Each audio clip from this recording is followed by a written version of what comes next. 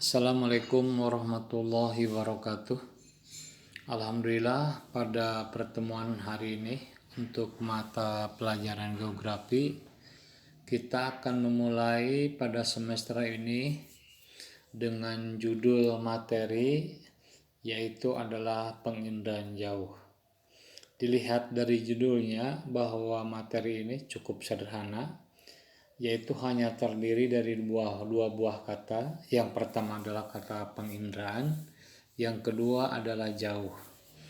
Nah, kalau secara sederhana, istilah kata penginderaan itu berasal daripada kata indra.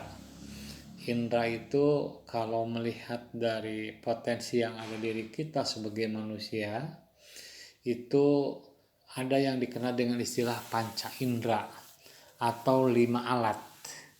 5 alat itu yang pertama adalah mata, yaitu adalah berfungsi untuk melihat. Yang kedua adalah telinga. Telinga itu adalah yang berfungsi untuk mendengar. Yang ketiga adalah mulut. Mulut itu berfungsi adalah untuk memberikan ucapan atau menyampaikan ucapan. Sedangkan yang keempat itu adalah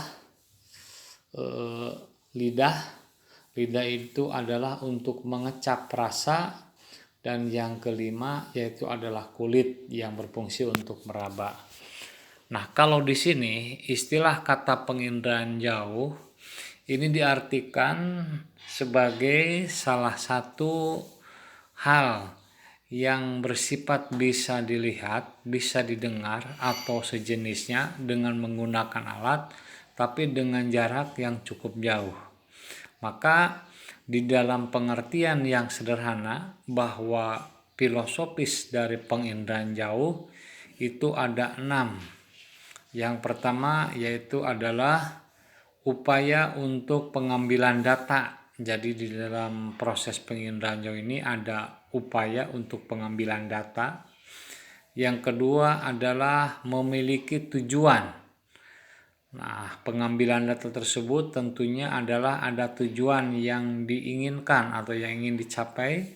Sedangkan yang ketiga itu bisa diketahui atau tidak bisa diketahui atau sembunyi-sembunyi. Yang keempat yaitu melalui alat yang berasal dari teknologi. Nah, nanti kita lihat alat apa saja yang difungsikan. Kemudian yang kelima adalah adanya pengolahan data. Jadi data yang diambil, data yang katakanlah peroleh dari suatu objek itu diolah melalui sistem komputerisasi, jadi menggunakan komputer atau menggunakan teknologi. Sedangkan yang keenam adalah hasilnya berupa data gambar atau bisa bukan gambar. Nah, ini adalah filosofi dari penginderaan jauh atau dikenal sebagai indraja. Nah, pada bagian berikutnya bahwa indraja itu apa sih? Secara sederhana dari kata indraja atau penginderaan jauh itu kalau melihat dari suatu pengertian yang sederhana itu adalah mengambil data dengan cara si pengambil itu tidak berada secara langsung di tempat tersebut. Jadi dalam bahasa Sunda ini mungkin lebih tepatnya disebut dengan istilah mengintip atau intip. Intip itu adalah melihat sesuatu benda atau objek, tapi kita sendiri adalah bukan berada pada objek tersebut. Nah, itu adalah secara sederhana dari filosofis indraja. Nah, berikutnya apa sih alasan dari penggunaan indraja? Nah, ternyata ada 3 alasan yang sangat relevan dalam penginderaan jauh ini. Yang pertama adalah aman. Nah, jadi proses penginderaan jauh itu aman di sini adalah aman dalam arti kata dari segi keselamatan, aman dari segi ketepatan, dan juga aman dari segi penggunaannya. Jadi alat-alat yang digunakan dalam penginderaan jauh itu bersifat aman. Kemudian yang kedua adalah cepat. Nah, cepat ini artinya bahwa di dalam proses penginderaan jauh ini bisa dilakukan dengan sangat cepat. Bahkan akibat cepatnya tersebut ini bisa memberikan pengertian bahwa langsung terupdate, langsung terbaru dari kondisi pengambilan data waktu tersebut. Kemudian yang ketiga yaitu adalah murah. Murah dalam arti kata di sini adalah biaya yang dikeluarkan untuk proses penginderaan jauh itu adalah murah. Nah, sekarang kita masuk kepada apa sih pengertiannya dari penginderaan jauh. Nah, ini salah seorang ahli atau dua orang ahli yang sudah memberikan pengertian dari penginderaan jauh, yaitu adalah Mr. Lyelsen dan Mr. Kiefer, bahwa adalah ilmu dan seni untuk memperoleh informasi tentang objek, daerah, atau gejala dengan jalan menganalisis data yang diperoleh dengan menggunakan alat. Nah, tetapi tanpa kontak langsung terhadap objek atau daerah atau gejala yang dikaji tersebut.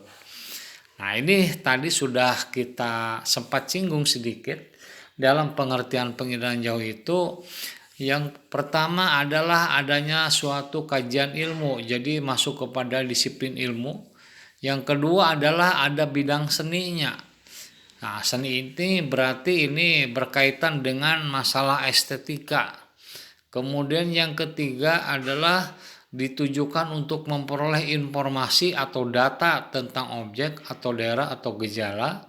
Kemudian yang keempat yaitu ada proses pengolahan yang dikenal dengan istilah menganalisis data. Kemudian yang berikutnya adanya alat yang bersifat teknologi, yaitu alat itu di sini itu penggunaan alat-alat yang umumnya digunakan dalam penginderaan jauh. Kemudian yang berikutnya tentunya secara langsung. Nah, secara langsung atau tanpa kontak secara langsung. Jadi kita bisa diam-diam diketahui oleh objek tersebut atau mungkin kita dari jarak yang cukup jauh tanpa kita diketahui oleh objek tersebut. Nah, ini adalah pengertian dari penginderaan jauh menurut Lyelsen dan Kiefer. Nah, istilah penginderaan jauh itu di negara-negara asing diistilahkan seperti di dalam bahasa Inggris yaitu disebut dengan istilah remote sensing. Nah, kalau di dalam negara atau bahasa Perancis adalah teledetection. Kemudian di Jerman itu adalah Verneerkundung. Kemudian dalam bahasa Portugis atau Rusia itu adalah sensoriamento remote. Nah, jadi itu adalah beberapa istilah yang digunakan pengertian penginderaan jauh dari negara-negara atau bahasa yang lain. Nah, sekarang kita masuk kepada apa sih peranan penginderaan jauh. Peranan penginderaan jauh itu ada dua. Yang pertama penginderaan jauh untuk studi geografi fisik. Jadi untuk memantau kejadian-kejadian atau fenomena-fenomena yang ada di permukaan bumi itu yang bersifat fisik. Nah, ini adalah penginderaan jauh untuk studi geografi fisik. Apa yang dimaksud istilah geografi fisik di sini? Yang dimaksud geografi fisik di sini adalah berkaitan dengan kondisi fisik yang ada di permukaan bumi.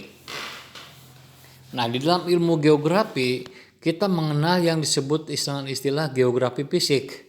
Apa di antaranya? Yang pertama adalah contohnya berkaitan dengan kajian atmosfer. Jadi atmosfer itu seperti dalam perwujudan pembahasan tentang gejala-gejala cuaca atau gejala-gejala iklim. Kemudian berkaitan dengan istilah ramalan cuaca, berkaitan dengan istilah perubahan iklim global. Nah, itu yang bersifat fisik yang berhubungan dengan atmosfer. Ada juga yang berhubungan dengan litosfer atau lapisan kulit bumi. Seperti hanya beberapa waktu yang lalu kita merasakan terjadinya gempa bumi yang pernah melanda beberapa negara, beberapa wilayah, termasuk wilayah yang terdekat kepada kita seperti Kabupaten Cianjur, Kabupaten Kuningan, Kabupaten Pangandaran. Nah, ini yang pernah terjadi pada peristiwa kajian litosfer. Kemudian ada juga adalah yang berkaitan dengan kajian hidrosfer dan seterusnya. Nah, ini adalah pengiraan jauh untuk studi geografi fisik. Nah, berikutnya, peranan berikutnya yang kedua adalah pengiraan jauh untuk studi geografi manusia. Nah, kenapa di sini yang berkaitan dengan manusia? Karena kita bisa jadi subjek sekaligus bisa menjadi objek. Apa contohnya? Contohnya adalah demografi, yaitu adalah ilmu yang mempelajari tentang kependudukan yang berkaitan dengan jumlah penduduk, persebaran penduduk, atau angka-angka atau kuantitas yang berhubungan dengan kuantitas penduduk. Nah, ini adalah contohnya yang berkaitan dengan geografi manusia, tapi yang bersifat demografinya. Tetapi berikutnya juga adalah ada yang bersifat dengan istilah geografi ekonomi atau geografi sosial atau geografi politik. Nah, itu adalah yang berkaitan dengan peranan pengiraan jauh. Nah, baik, untuk itu sampai di sana saja dulu. Sebelum saya lanjutkan, saya berikan waktu dulu kepada Anda. Silakan untuk bertanya sesuatu yang mau disampaikan. Terima kasih pada pertemuan hari ini. Kita tutup. Wassalamualaikum warahmatullahi wabarakatuh.